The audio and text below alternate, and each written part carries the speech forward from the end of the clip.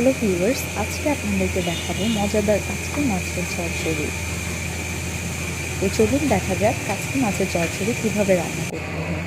প্রথমে কাচকি মাছকে ভালোভাবে ধুয়ে পরিষ্কার করতে হবে। তারপর তার মধ্যে লবণ ছিটিয়ে দিতে হবে।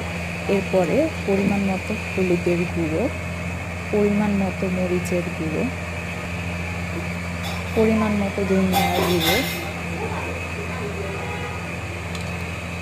হ্যালো ভিউয়ার্স, আসসালামু আলাইকুম। কেমন আছেন সবাই? আজকে আপনাদেরকে দেখাবো মজাদার কাচকি মাছের চচ্চড়ি রেসিপি।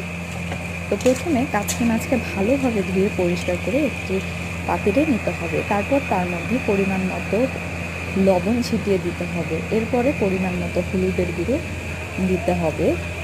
তারপর পরিমাণ মতো মরিচের গুঁড়ো, পরিমাণ মতো জিরার গুঁড়ো এবং বেশি পরিমাণে পেঁয়াজ কুচি কুচি করে কেটে এবং তার সাথে পরিমাণ মতো তেল নিয়ে